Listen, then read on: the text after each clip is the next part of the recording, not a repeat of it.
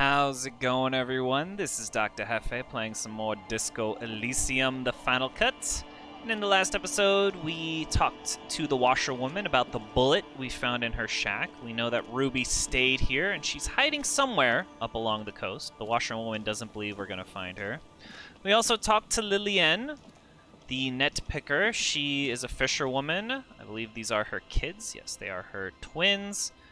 And yeah, she didn't really give us much information about Ruby, but we found out a little bit about the local town. And we also talked to Joyce Messier, the Wild Pines rep. She has taken her boat over here, so we could possibly go talk to her to get even more backstory. We did get a reality lowdown from her. And we also got a book, which, you know, doesn't show up in our inventory, but... Oh, now it shows up. There we go. Just had a save and reload, of course. A textbook for the first grade in primary school. On the cover, a humanoid teddy bear is pushing a wheelbarrow full of letters. He's not doing a good job. No, they keep falling out. The letter S is dangerously dangling from the cart while E fell off a long time ago. Children should pay more attention. You hold in your hand the colorful primer. The title reads, A Primer for Small Kids. Exactly what I need. This book will show you the score. Get you oriented with those basic concepts you appear to be hazy on. The anthropomorphic bear will give you the lowdown. Really? It'll give me the lowdown of my life? A frickin' children's primer? My goodness, I've been looking for enlightenment in all the wrong places. The alphabet. The alphabet. Alright. Every page has one word designating one letter of the alphabet with a faded illustration. Most of them are scientific and cultural principles. Oh, I'm sure Kim is gonna love this. Let's do this. A is for azimuth. B is for Boreas. C is for cosine. D is for diamite. E is for ellipse. F is for phlogiston. G is for gamete. What the hell are these words? These are not children's words. Oh my goodness. I know some of these. Like azimuth is like the peak, I believe, of I think some sort of function. Cosine, is this like sine and cosine? No, that would be S-I-N-E. Cosine is like a cosigner for a document. A phlogiston, we've heard phlogiston, but I don't know what it is. And gamut, like run the gamut. H is for homeboy. Homeboy, there we go. Econ. J is for Yura. K is for collapse. L is for laudanum. M is for myriad. N is for nadir. O is for aureole. P is for perihelion. Oh my goodness, perihelion? That has something to do with like the rotation of a planet around the sun. Is it the furthest from the sun? That may be what it is. Nadir is like the bottom, so like the opposite of an azimuth. Laudanum is a drink made out of like opium, so our character should know what laudanum is. Aureole, is that a bird? Myriad, like a variety of things. I don't know what Jura is, or icon. Q is for quasar. Quasar, oh my R goodness. is for rhododendron. S is for sinus. T is for tricolor. U is for ultra. V is for vector. W is for Wahrheit. X is for xylophone. Y is for Ustava. Z is for zenith. Z. You can tell this is not an American book. Alright. W is for Wahrheit. Sounds German. Zenith, again like azimuth. I could be getting azimuth wrong. Alright, let's stop talking before I display even more ignorance. That's it. You know the alphabet. Kim, I know the alphabet now. Good. I also know the alphabet. Excellent, Kim. It is a very useful skill to have, he thinks, for all sorts of life activities, like reading and... Yes, of course. Dude, we've been writing in our notebook. We've been reading other things this whole time. Well, I'm glad that we took time to interact with this children's primer. I mean, my goodness. Can you imagine, like, reading that book to children? Sounds like way more interesting than A is for apple, B is for boy, C is for cat, D is for dog. Like, that's definitely true on that level. It feels safe and warm in here, not like outside. Aw. This place does seem very sweet. Hello, little child. Hello, mister. Oh, little Lily. She clutches a small stuffed animal. Occasionally, she twirls it around. All right, let's not talk about the armor gloves first. We'll get to that later. Are you Lillian's daughter? Yes, I am. Little Lily. You know my mom? Yeah, we met earlier. That's nice. My mom is great. She's never angry or anything. She did seem pretty cool, even though she does wear a sword on her hip. Are the twins outside your brothers? Yes. They don't want to play with me. They're older and play outside. Oh, wow. They're older than you. I thought she was the older than those kids. They look the same. Sometimes I can't tell them apart. They look identical, right? I said the same thing. They look identical. Aw. This is like the perfect cut to the rest of all the things that are going on in here in our life. Like digging through corpses and performing autopsies. The children's laughter. What a nice break. Yeah, what's that thing you're holding? It's Lammy. He's my friend. Sort of. Like... Lambie is a stuffed lamb that, admittedly, has seen better days. One of the eye buttons is missing, and the fur is tattered in several parts. Alright, we're gonna show Kim that we're actually good with children. Okay, well, pleased to meet you, Lambie. Lammy usually doesn't like strangers.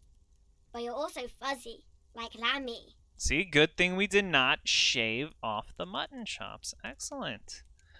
Okay, now we'll get into it. Do you know anyone named Ruby? Luby. Luby. Okay. My mom tells me I'm a big girl, but she doesn't know that I can't say Earl. Or sometimes I can, but then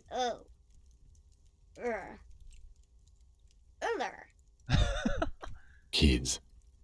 Oh, Kim. I heard there was a girl here who has armored gloves. Is that you? Oh, I had gloves. Very big ones. Heavy, too. Where did you get these gloves? Found them when Lemmy and I were playing hide and seek. In an empty house. Where no one lives. I think someone hid them there. She doesn't want you to think she stole them. And where are the gloves now? I hid them. The twins were going to take them. They're stupid. We're going to need those gloves. It's for important police business. Oh. They're in my sandcastle. Behind our house. Under the sand. You can break the castle. It's not very good. What's that? We'll look at the stuffed bird. It's a grouse. A grouse? She's so excited about a goose. You might be able to get on Gart's good side if you replace the broken scooter you almost certainly broke. Oh, thank you, suggestion. We'll ask what it's for first before we ask for it. I don't know. Alright, fair enough, thank you. Can I have it? Sure. Just go and get it. I don't like it anyway. It looks angry. She's giving away her mom's stuffed grouse. All right. You just need to grab it from the ceiling and go. Bye. Aww. A sweet little girl. Alright. We just took this grouse. I hope Lillian is not upset about it. Wow, this is actually a really nice... This is some good taxidermy right here. At least from this image. The dead body of a grouse stuffed with some unknown material. From a distance, it might just pass off as the real thing. The bird itself looks extremely ruffled and slightly grumpy. Good to know. Industrial coal pellets burn with an orange glow. Very, very cool. Very cool. I think we're getting a little bit closer to finding out where those gloves are. See, I'm just trying to think. Do we have any other thoughts? We have the superstar thought and the Col do Mamadaqua. Aha. A sandcastle. Weather has not been kind to Lily's little sandcastle. The once mighty towers are quickly eroding away. You can see something shining back to you from what must have been a vast underground catacomb network. Reach into the catacombs and pull out the shiny object. The walls and floors give way to the giant's greed, collapse and present you with a pair of ceramic gauntlets. Excellent. Congratulations. That's the gauntlets down then. We're doing good on the armor collection front. We are doing good. We're doing pretty dang good. We also got some more skill points that we can dump into something, possibly suggestion. Oh, we're running out of suggestion skill points. Well, we will just take a little slurp of pure Holodon. That always seems to do the trick. And I'm surprised it didn't show up. This thing didn't turn orange. Here are the gloves. +2 to interfacing. Clenching and unclenching your fists has never been so fun. The tiny ceramic plates make a lovely clicking sound when your fingers move. The gloves are a bit sandy, but the grip is phenomenal. +2 to interfacing. You know what? Electrochemistry, you're fine, man. You are fine with a 6. We could use a little... Ooh, look at that. 5 for interfacing. Oh my goodness. Man, our fashion has been getting, like, up and up every time.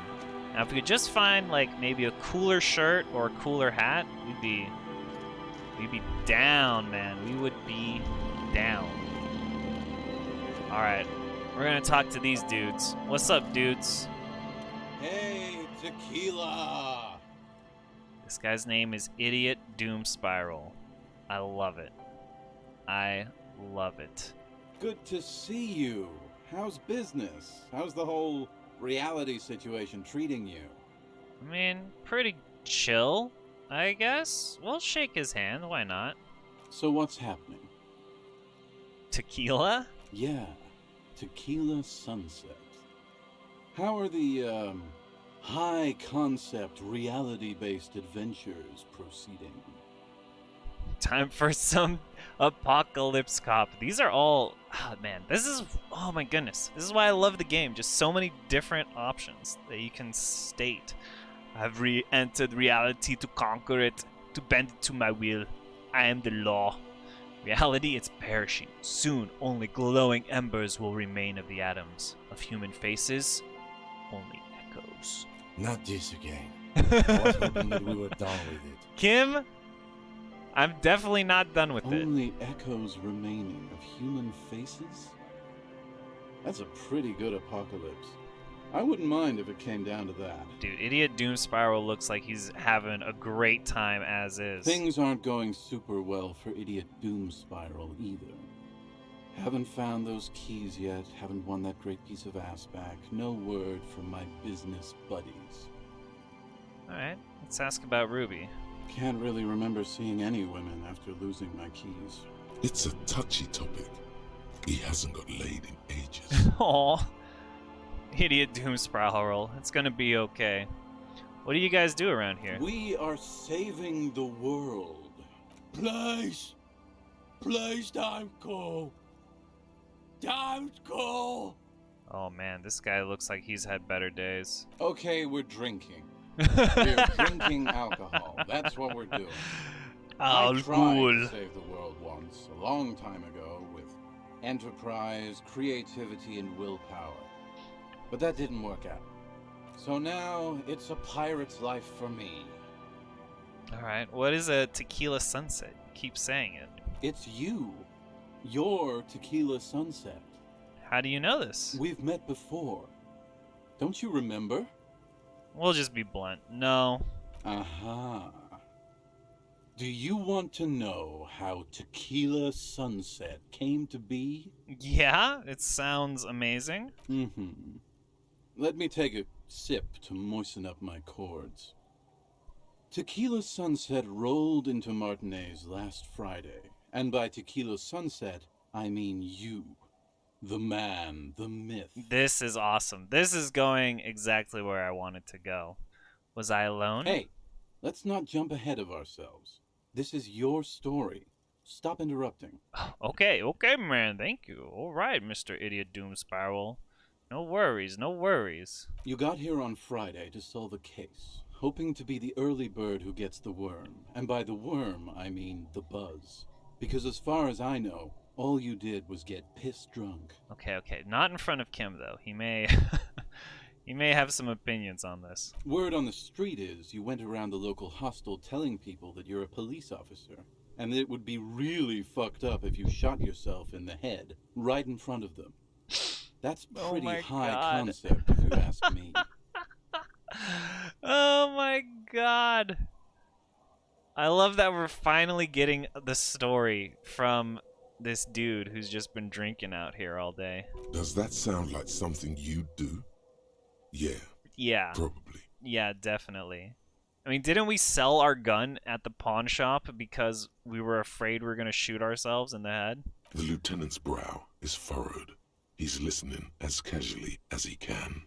Let's not... Yeah, what happened then? It was a late Saturday night when we, the Union of Moribund Alcoholics, were getting our drink on. Nothing remarkable about this. We get our drink on 24/7. Makes everything warm and glowy. I trust you know the feeling. Yep. One moment we hear the sound of a motor carriage revving up somewhere on the plaza, followed by a series of dings and bangs. Do you remember the sound of wood cracking? The billboard. Oh no. We're the one who caused the billboard. Oh no.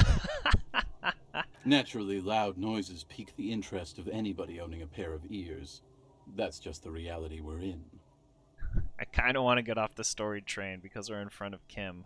But, I mean, he's seen worse out of us, naturally. Anyway, there was a brief silence. A gasp of silence, if you will. Followed by a real commotion. We heard the carriage careening towards the coast at top speed. Sounded like someone jumped the canal. We grabbed our brewskis and rushed to the jetty. Never underestimate the speed of an alcoholic. This guy sounds like, frickin'... What's his name? Duke. Duke from Fear and Loathing, man. This must have been a blast to write. 3 men are standing on a wooden platform extending out from the shore of a dilapidated fishing village. Their cheeks red, spirits high, bears in hand, eyes glazed over. What we saw was a sight to behold. A beat-up police carriage containing you. Right there on the beach. You revved the engine and screamed at the top of your lungs. The time hath come! This sounds exactly like something we would do. So, naturally, being the curious cat I am, I asked what time hath come. To which you replied, "The time hath come for tequila sunset, the end of all things." Every word I said was true. Tequila sunset will break the looms of reality. Yeah, looms. Why not? Then you jammed the pedal and plowed right off the jetty and through the ice. Oh my goodness. That is some extreme madness right there. Your hands cramp on the steering levers. We ran towards the ice whilst you crawled your way out, miraculously unhurt, covered in seaweed and shit. Like some kind of sea monster. The Kraken has risen. The old gods are coming. When we finally got there, you were sitting on the beach crying. You said that your badge and uniform were in the car. It was too late to get in there, though. The carriage had sunk too deep. Oh, this does not seem like a dignified ending. Recognizing a brother in need, we offered our condolences and invited you to party with us, which you naturally agreed to. What else was there to do? Thank you, brothers, for your helping hand. Yup. We asked about the whole tequila sunset thing, and you told us it was your name now, and insisted that we all call you that from then on. Tequila sunset, huh? Sounds pretty good. Yeah, I agree. How long did we party for? Hours. Nice. It was an all-night drink-a-thon. That's excellent. Then, at some point, I think it was Sunday morning, you got belligerent and wanted to talk about Revacholian women. Sunday morning? Wait, wasn't it Friday? Or was it Saturday that we did our, like, escapade? Crashing our car? Let's see, there was a brief silence.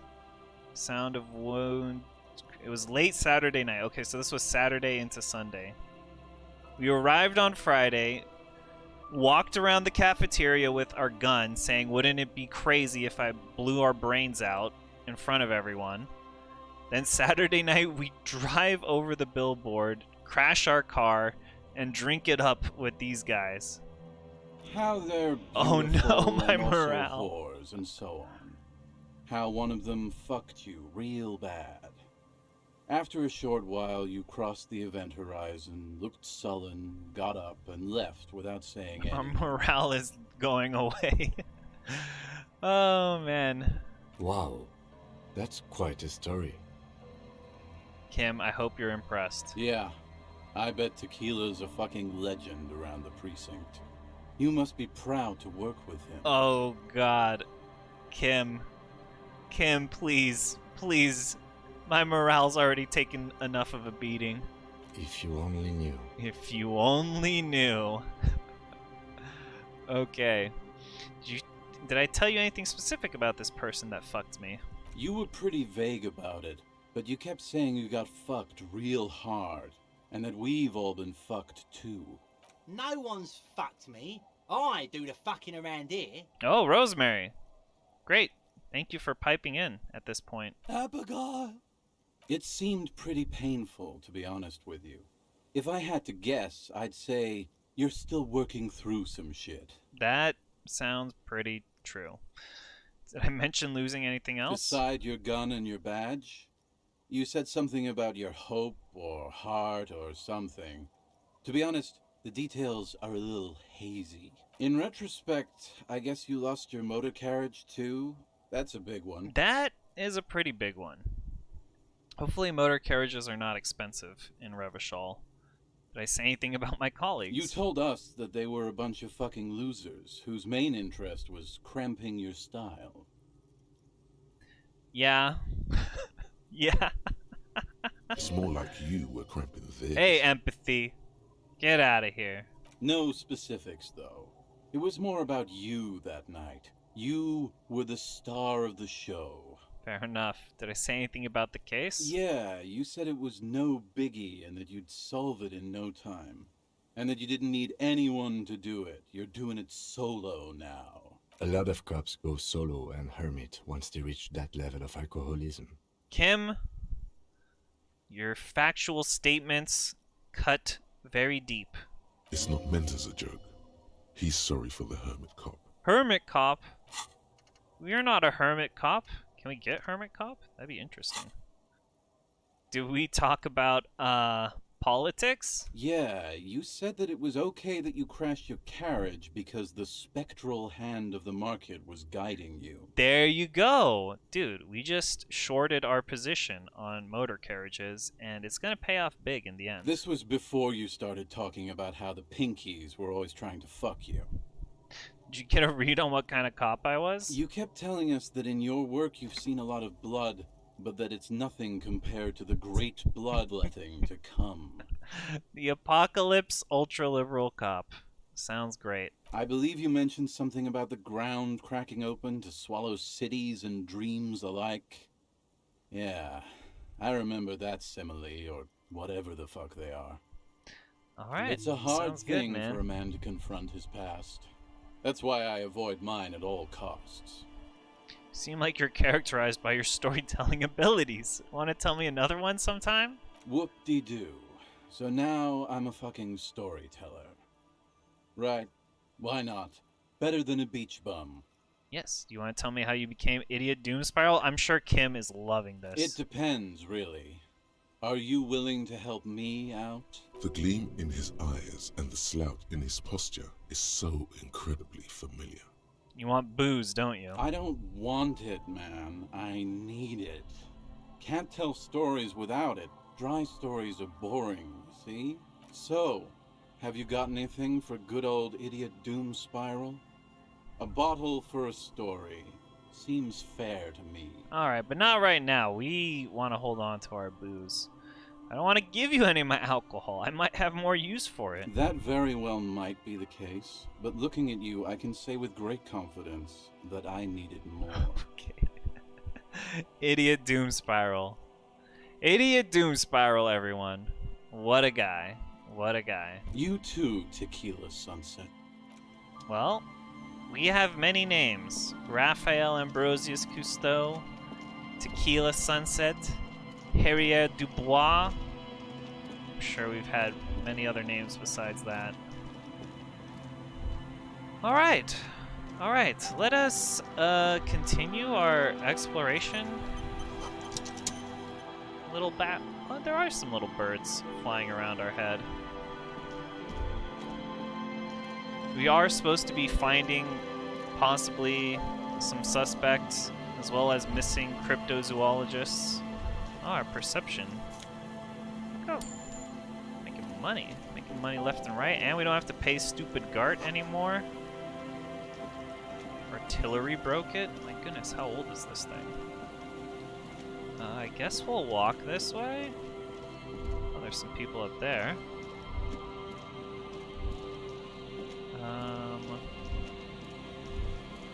It's here. No boat in the boathouse today. Ooh, found some magnesium and some oversized superstar sunglasses. We're upping our savoir-faire. Hell yeah. Oh yeah. This is definitely gonna keep people from seeing those baggy eyes of ours. Is your own stardom too dazzling for your eyes? Can't bear to look at your own fabulous reflection in the mirror? Then these classic oversized sunglasses are for you. +1 to savoir-faire. Dazzling reflexes, -1 to visual calculus. The mirror lies. Mirror lies. Look how beautiful we are. Doesn't look like there's any boats in these old boathouses. Ancient paint is peeling off the roof of this shed, covered in rust. Sign says, Entrée interdite. This means entry is closed. Old ticket taker booth, no longer in operation. People paid money to park here. No one would pay now. Ooh. Definitely some old rundown part of town. Let's see, can we investigate this thing? What's going on here? A scattering of bullet holes is spread across the cracked wall, reaching from one corner to the other. Oh, we'd have to put on our visual calculus glasses. Look, Kim, even more bullet holes. Something's definitely gone down here. Correct. The density of the bullet holes is unusual, even in a general average bullet hole frequency in Martinez sense. Grim affairs. Meaning, this is a lot of bullet holes. Looks like fully automatic rifle fire. Something you don't see these days. Yeah, we don't see it because we only use muzzle loading weapons, usually. The manufacturing and sale of automatic rifles was curtailed after the revolution. The destructive power of such tools proved to be too much. We do need to retain some humanity in this world. Alright, very good, Kim. That makes sense. Let's see, our visual calculus. Yeah, we would have to put on all of our visual calculus objects to try and get that. Okay, we'll be careful. We won't run super fast. Found some more plastic and some money. Some more plastic. Let's see, what's this building? Door is not only barred shut, it is inaccessible. Ooh, a new hat? The Fallen People.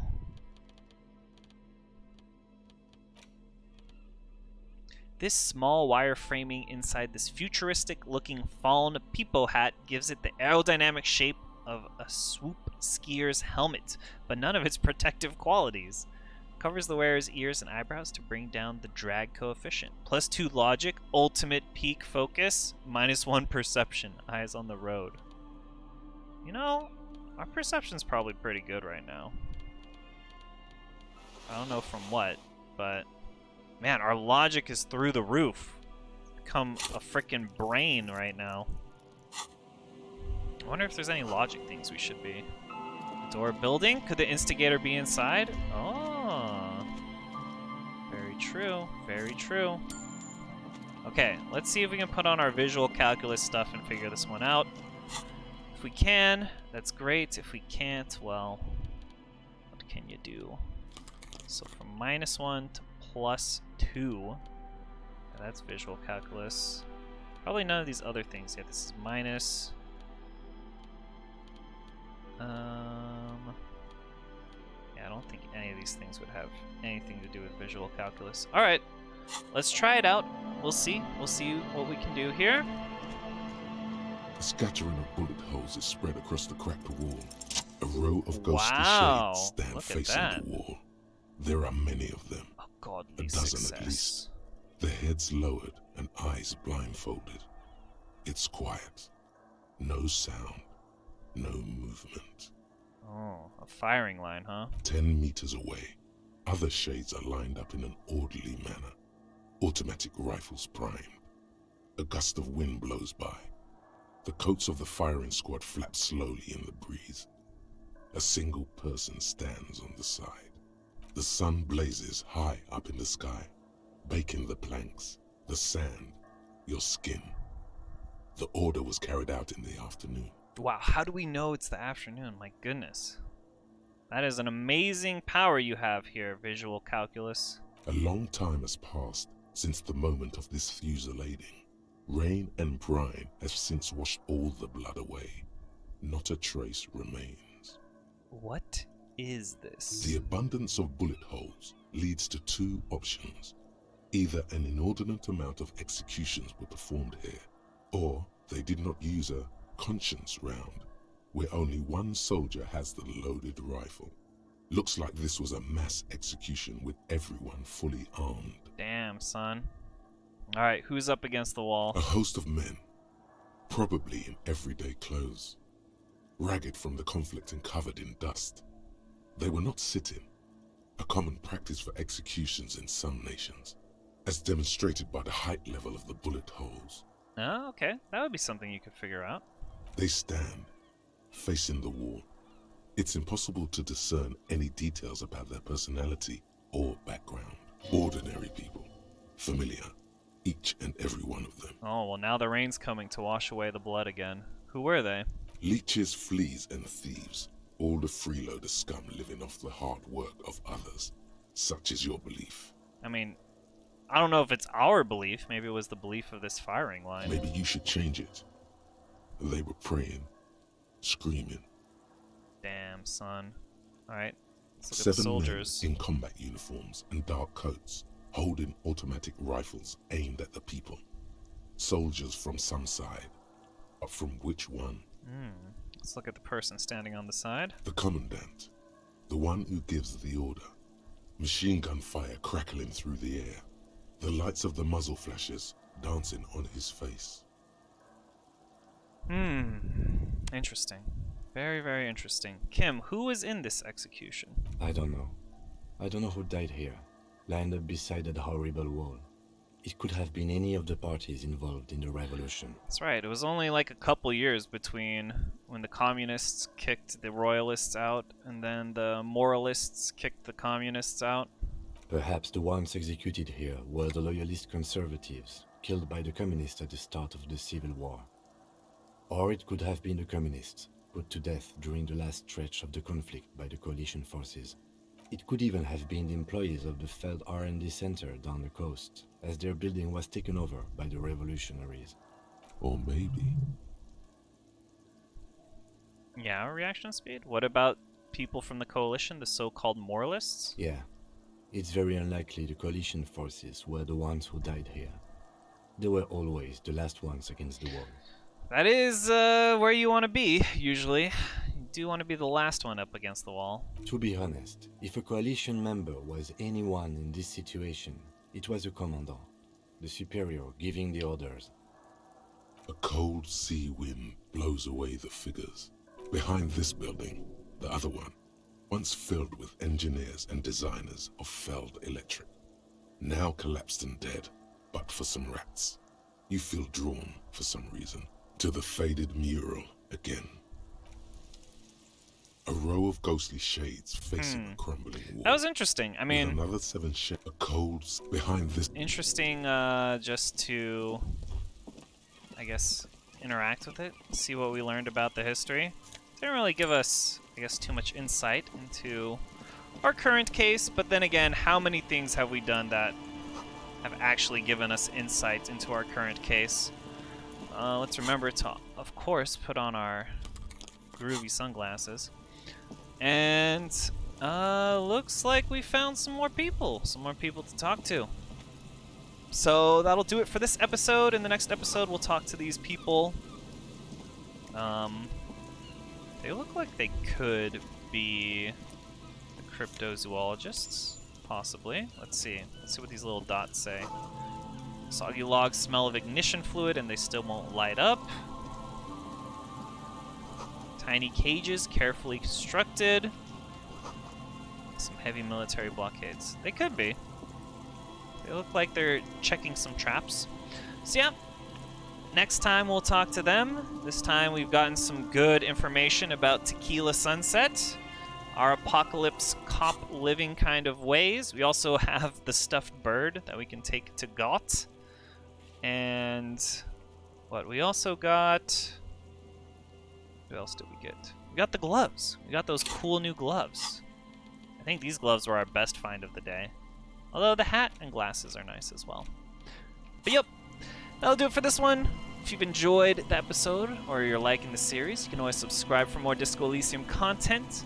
And until next time, do remember, as always, to take care of yourself and to keep it disco, baby. Do I ever wish Heimdall was a real place? Maybe. Maybe I do. See ya.